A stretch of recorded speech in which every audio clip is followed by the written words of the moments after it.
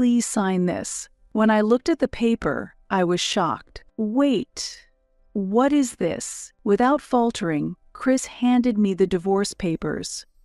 "It's clear if you look at this paper, isn't it? I want a divorce. Why all of a sudden?" "It's not sudden. I've been thinking about this for a long time. In fact, I have someone else I love, and she's pregnant with my child." "What?" It was out of the blue. I was so shocked that I just stood there speechless. "Our marriage has been over for a long time, hasn't it?" Indeed, things hadn't been going well between us recently, but to have an affair and a child. "Wait, I just gave birth and was discharged from the hospital? We were supposed to be happy together from now on." That day was the very day I had returned from the hospital after giving birth. We were supposed to live happily as a family with our newborn. Why did this happen? I hesitated about telling you today since you just got out of the hospital, but I think it's better to tell you sooner. Besides, she's pushing me to get a divorce soon. Chris said this with a smirk. His eyes were no longer looking towards a future with our family. I was shocked at his betrayal and burst into tears. I thought, what should I do? But he unilaterally notified me of the divorce, and we separated. 5 years have passed since then. One day, at a big shopping mall, I ran into the worst person I knew, my ex. He said, "Oh, Diana, isn't it? It's been a while." I heard the voice of my ex-husband. He was the number one person I did not want to encounter. I gasped in surprise. "What's with that reaction?" "You've aged, haven't you? By the way, how have you been since the divorce? It must have been tough being a single mother." He started talking as if he were a stranger. His words were shockingly insensitive. "You abandoned us, didn't you?" While suppressing the anger welling up inside me, I retorted sarcastically.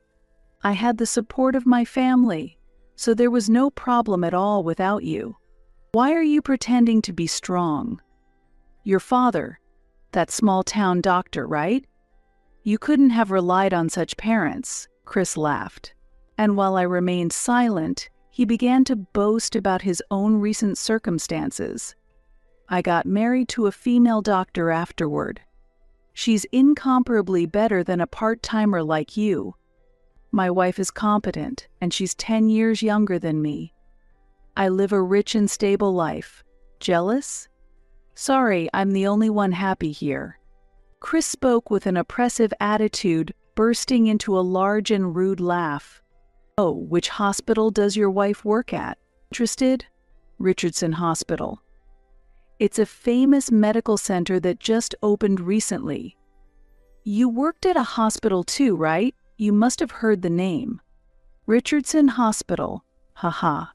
I couldn't help but smile at my ex-husband's confident speech, because that hospital is a place very familiar to me. Fate really is ironic, isn't it? Yes, I know that hospital well, because when my ex-husband heard the truth, his face suddenly changed. "My name is Diana. My father runs a small clinic beloved by the local community, and my mother worked there as the office manager.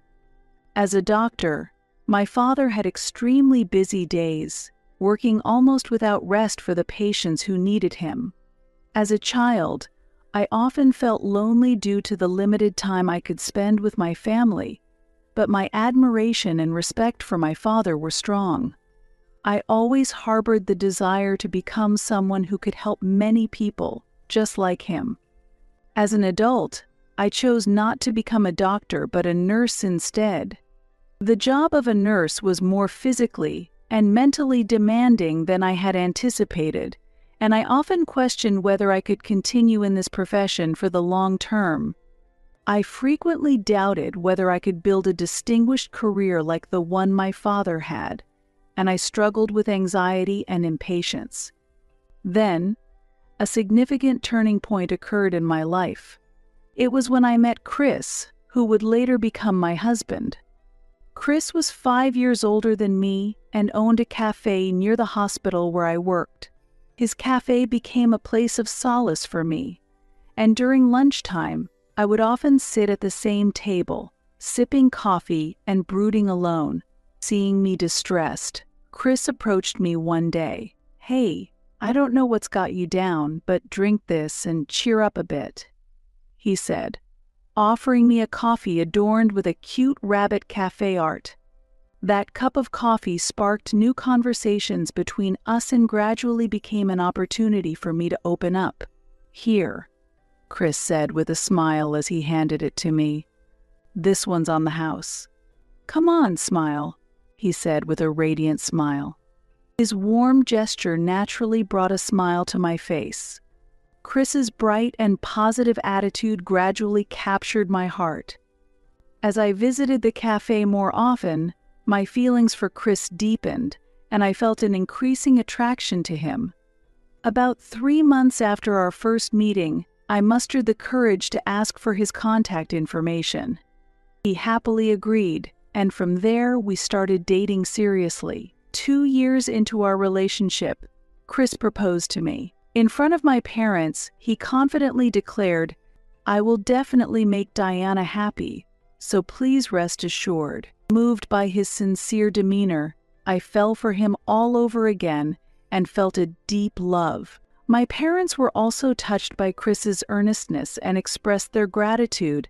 "Thank you, please take good care of our daughter," and wholeheartedly blessed our marriage. Overwhelmed with emotion, they said, "Be happy. We're supporting you." As part of our wedding preparations, when we visited Chris's parents, they said, "Chris might be a bit unreliable, but please look after him," and gave us encouraging words. "If there's ever anything, just contact us, and we'll scold him." During our first meeting with Chris's parents, I was relieved to find them very approachable and easy to talk to. After the official greetings between both families, we had our wedding and started a joyful and fulfilling married life. Married life did come with its small grievances and difficulties, but each time we overcame them, our bond strengthened, and the happiness we felt day by day was immeasurable. Then, 2 years into our marriage, my husband made a surprising proposal. "Why don't we make your dream come true?" Chris suddenly said. "My dream? What do you mean?" I asked in surprise. "To build our own house. Remember," he replied with a smile. "Really? You remembered that?" I exclaimed in surprise. "Of course. I couldn't possibly forget," he said confidently. I had mentioned wanting to build a house during a casual conversation when we were still dating. I was moved and very happy that he had remembered such a minor detail. "Thank you, Chris," I said, expressing my heartfelt thanks. Afterward, we went to a real estate agency and decided to look at various properties. Visiting the housing exhibition was a fun experience in itself. "Wow, look at this. This kitchen is fantastic." I pointed at a modern peninsula kitchen. The idea of cooking in such a spacious kitchen one day excited me. "Indeed, it's wonderful. Cooking in a kitchen like this would be fun. Diana, check out this bathroom too. Isn't it nice? It's so spacious you could relax and enjoy bath time every day," Chris said excitedly. As we joyfully viewed different properties, we expanded our dreams about our future home. We continued to visit properties on weekends, enjoying the time spent together discussing what kind of house we liked and admiring different styles. At the exhibition, we saw houses with various designs and features, discussing the pros and cons of each. While visiting the exhibition, we solidified our image of our ideal home. At one exhibition, we found a house with eco-friendly design features that fascinated us with its ecological considerations. At another, we saw a house equipped with the latest smart home technology and were impressed by its advanced features. "It would be truly wonderful to live in such a house," I exclaimed. "Yes, but realistically, We need to decide which features to prioritize, Chris responded calmly. We meticulously evaluated the features of each house, striving to find the one that best suited our lifestyle. This process was sometimes challenging and filled with indecision, but the time we spent discussing it together was precious and enjoyable. Thus, we continued our discussions to find our ideal home. The time we spent together increased, and as we respected each other's opinions, we continued to dream about our future home. However, the discussion about building the house took an unexpected turn. One holiday, when we narrowed down some criteria and visited the housing exhibition again, surprisingly, we found my mother-in-law there. "Why are you here?" I asked. Her response was unexpected. "Why? Because I'll be living in the same house too. When building, it's good to include my opinions for cohabitation, right?" "What?" I couldn't hide my surprise. When had this been decided? Chris had never mentioned living together with his mother. I quietly asked Chris, out of earshot of his mother, "Chris, what's this all about? I hadn't heard anything about your mother living with us." "Oh, did I not mention it?" "What?" "Last year, after my father passed away from a heart attack, my mother seemed very lonely. I couldn't overlook that. Indeed, Chris's father had passed away unexpectedly last year. It was very sudden. Chris's parents were very close, and they would always hold hands when going out somewhere on weekends. I always felt comforted watching them. After Chris's father passed away, his mother was devastated, and we were worried, but we never thought she was actually considering living with us. I understand your feelings, but about that, I didn't have a good impression of living together and was worried whether it would work out. However, I couldn't just abandon her. What should we do? In the silence, perhaps regretting that he hadn't consulted me, Chris apologized. "I'm really sorry. Anyway, my mother is happy to hear about living together, so please accept it," he said, pointing to his mother. She was admiring the modern kitchen and bathroom, walking through the exhibition saying, "This is nice," with sparkling eyes. Seeing her enjoy herself for the first time in a long time made me smile happily too. Our relationship with her was good, and I felt if it makes her a bit happier, then it's okay. Thus, our house planning meetings progressed, and eventually our dream house took shape. Initially, she often stayed in her room, looking at pictures of her late husband and sometimes shedding tears. But life in the new house seemed comfortable for her, and gradually, she began to spend more time in the shared spaces. Initially, I was tired from being overly considerate of her, but as time passed, I found a suitable distance, and I think both of us were living comfortably. However, at one time, a casual remark from Chris created a tense atmosphere. "I think it's about time we had a child," Chris said, causing both his mother and me to exchange surprised looks. "Surprised?" I said. "We don't need to talk about that now," while lightly tapping Chris's leg to urge him to drop the subject. However, my discomfort did not get through to my insensitive husband. "But you know, we've been married for 2 years now, and Mom also wants a grandchild," he said jokingly to his mother. "Yes, of course," she replied, glancing at me with a bit of confusion. "I do want children, but there's no need to discuss it while she is here. Having children is a blessing from heaven, and it doesn't happen immediately. I do want children, but it's a blessing that doesn't just happen overnight, right?" I explained calmly, but my husband responded insensitively again. "What? It's normally easy. Let's start trying for a baby from tomorrow," I sighed.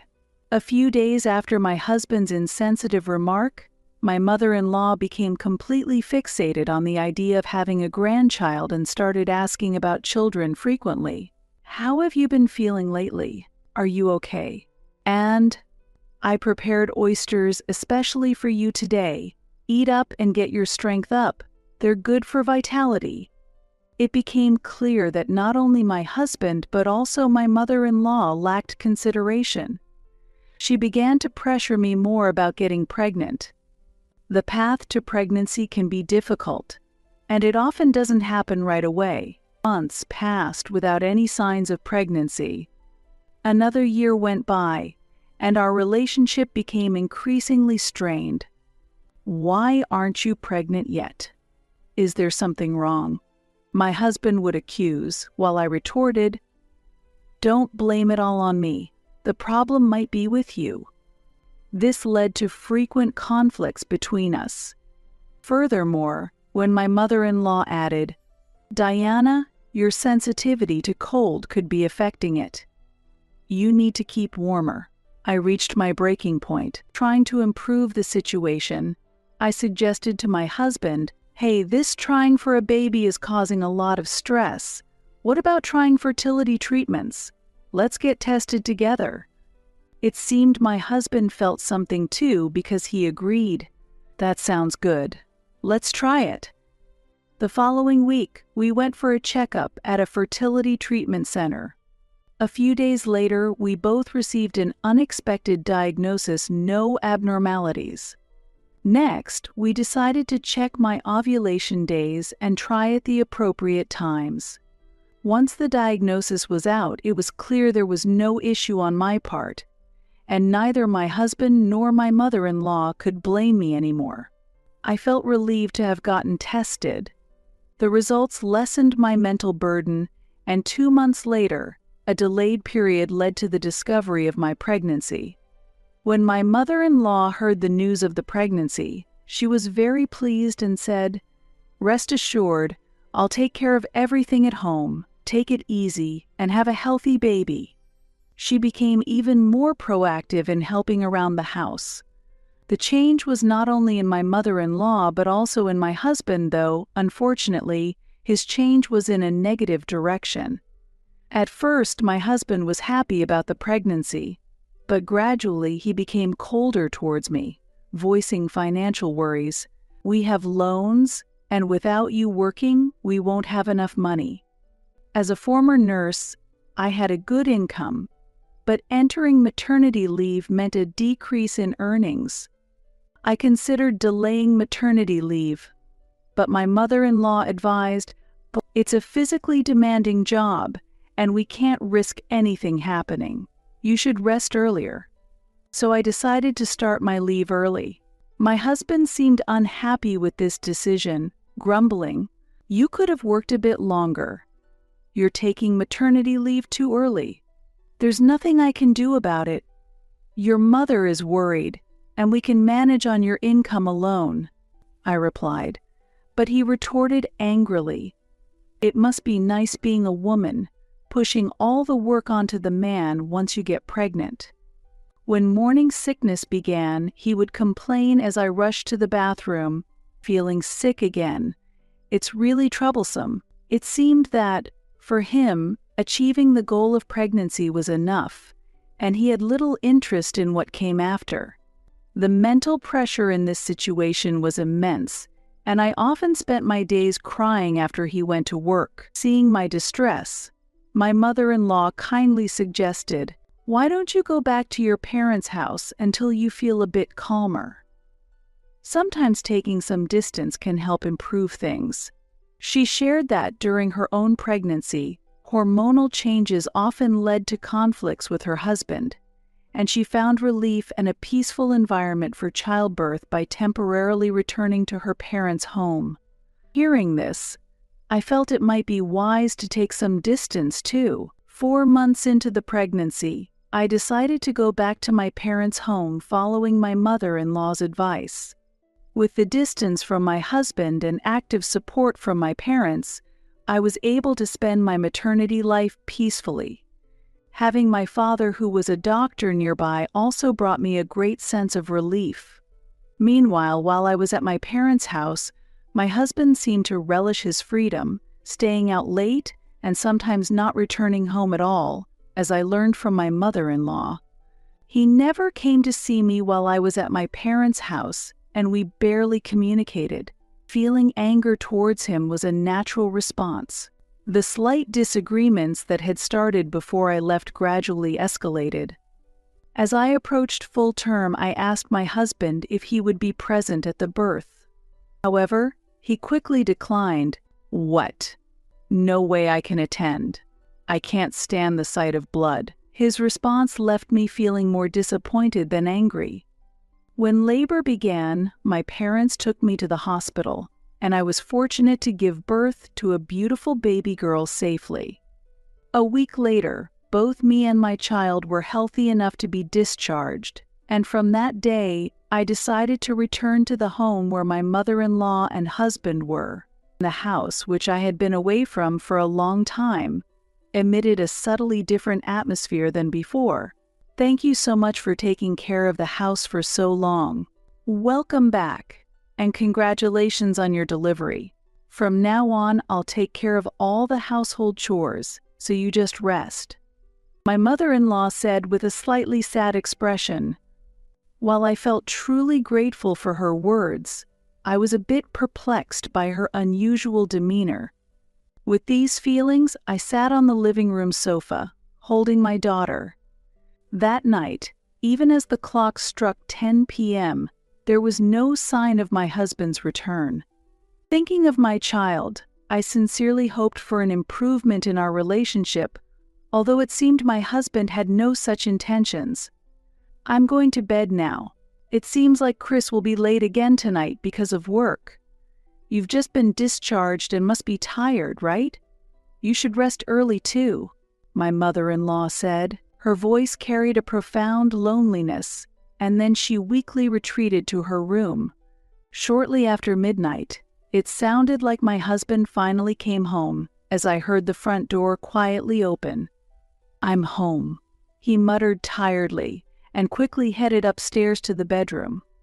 "Welcome back. You're late today. Our daughter is already asleep, so please be quiet," I said to my husband. He glanced at me and replied grumpily, "Coming home after a long time and already nagging, huh? There's nothing I can do about it, I've just put her to sleep," I responded, and he, looking even more displeased, said, "Well, whatever. I have something to tell you." Following that, he rummaged through his bag and eventually pulled out a piece of paper, handing it to me. "Sign this." I was shocked when I saw the paper. "Wait, what is this?" Unfazed, my husband handed me a divorce petition. "It's clear if you look at this paper, isn't it? I want a divorce. Why all of a sudden?" "It's not sudden. I've been thinking about this for a long time. In fact, I have someone else I love, and she's pregnant with my child." "What?" It was out of the blue. I was so shocked that I just stood there speechless. Our marriage has been over for a long time, hasn't it? Indeed, things hadn't been going well between us recently, but to have an affair and a child— Wait, I just gave birth and was discharged from the hospital? We were supposed to be happy together from now on. That day was the very day I had returned from the hospital after giving birth. We were supposed to live happily as a family with our newborn. Why did this happen? I hesitated about telling you today since you just got out of the hospital, but I think it's better to tell you sooner. Besides, she's pushing me to get a divorce soon," he said with a smirk. His eyes were no longer looking towards a future with our family. Tears spilled over due to my husband's betrayal. "What about your mother? How will you explain it to her?" "Oh, my mom? She agrees with the divorce and thinks my new girlfriend is better," he said.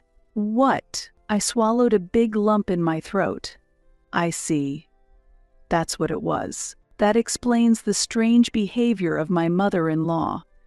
So please leave the house. I own this house. Preferably go back to your parents' house by tomorrow. I've already told Mom you'll be leaving tomorrow." "What about your daughter? She's your flesh and blood too, isn't she? Right, the child. But I already have another child now, so I'll leave her upbringing to you. We'll talk about child support and property division later. Is that all for now? I'm busy, he finished. With that, my husband began to stuff my belongings into trash bags and left them by the front door. It seemed he was in a hurry to kick me out, and so the divorce proceeded unilaterally. A few days later, I negotiated the division of assets and child support through a lawyer. It all totaled up to $80,000, but my husband didn't seem particularly perturbed. That amount is fine. I'll pay it all at once, so please don't bother us, he said, half-jokingly laughing. I was surprised that he could afford to pay in one lump sum. Although I wondered where he had managed to get such funds, I was relieved that I no longer had to deal with him. Yes, I have no interest in you or your mistress anymore. Just one thing. I want you and her never to come near me and my daughter again. If you can't do that, know that I have my own ways to deal with it.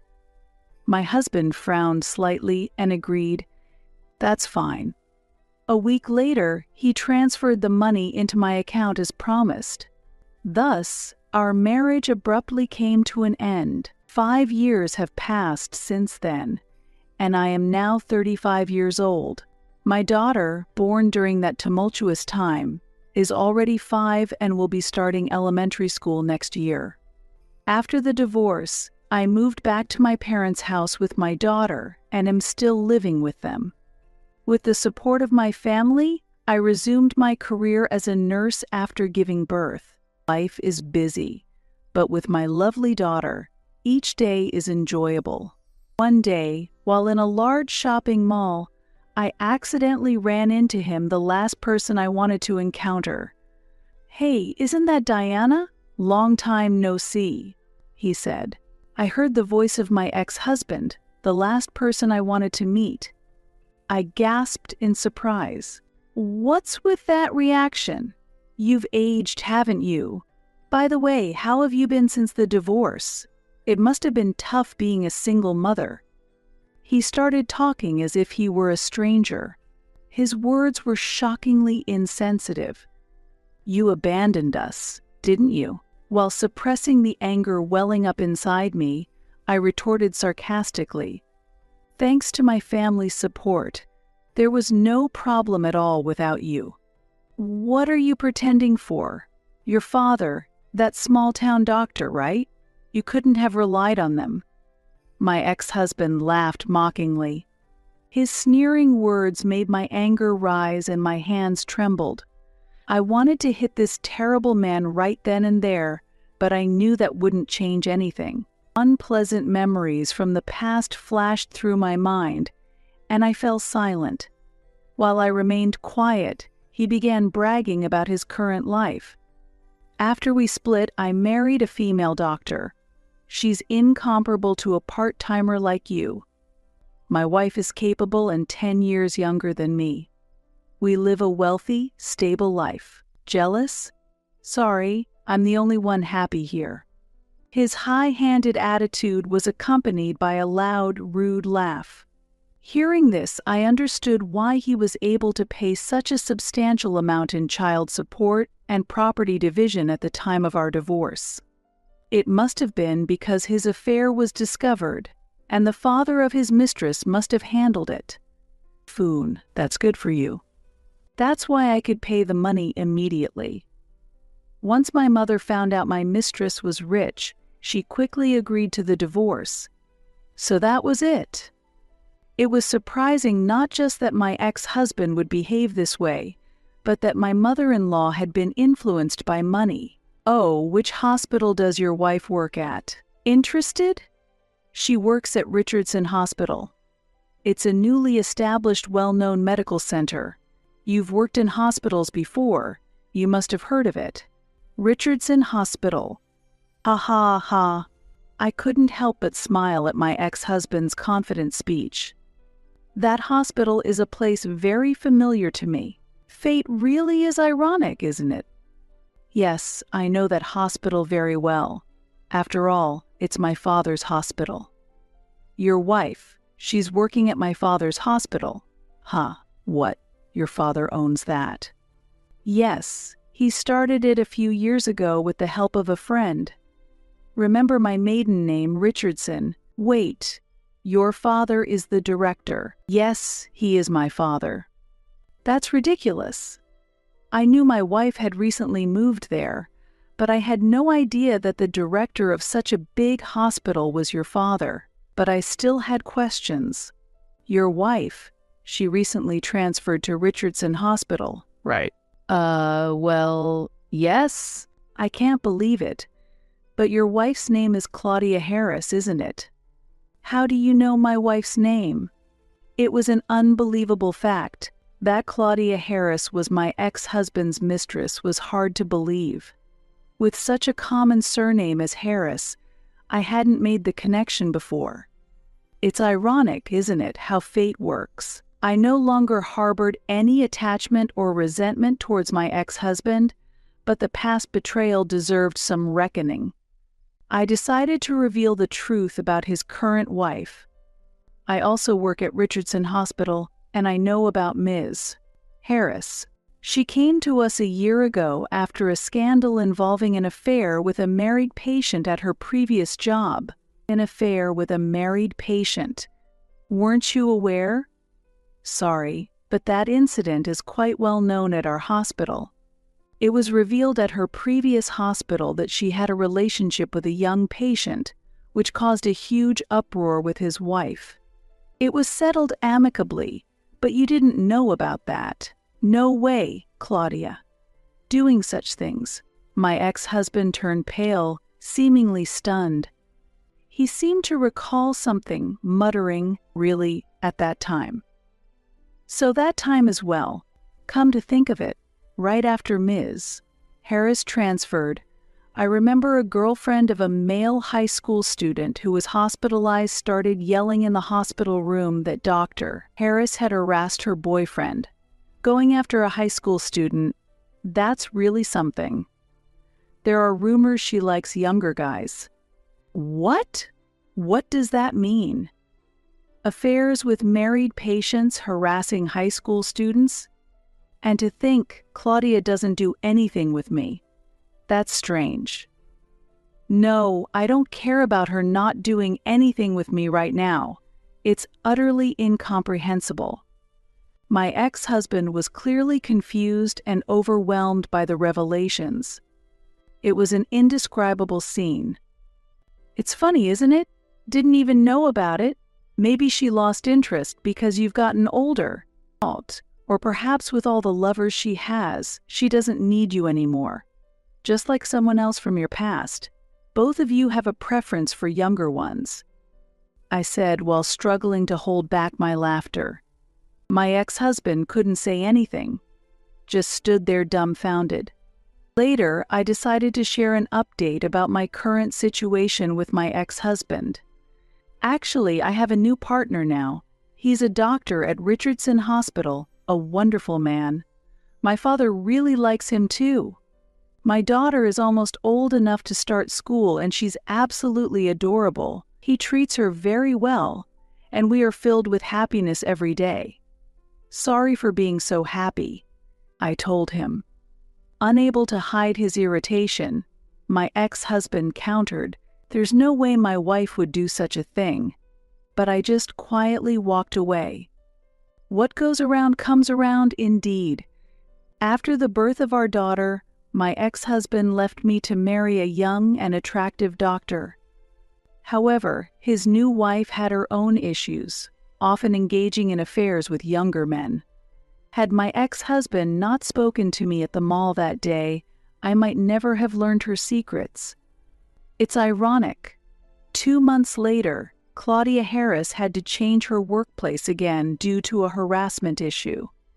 She wasn't stripped of her medical license, but was forced to transfer due to inappropriate behavior towards young patients. The hospital's investigation revealed multiple incidents of harassment, with patients reporting, "Dr. Harris persistently touched me, and she asked to touch my body. As the director, my father decided to transfer her to avoid any further damage to the hospital. After her transfer was confirmed, my ex-husband, realizing the truth of what I had told him, confronted her. This led her to admit the affairs and harassment, and after a fierce argument, they ended up divorcing. Their child stayed with Claudia, and my ex-husband started a new life with his mother. Meanwhile, I live each day feeling blessed with a loving partner, adorable children, and supportive parents. Actions always come back to you. I am committed to living honestly and correctly moving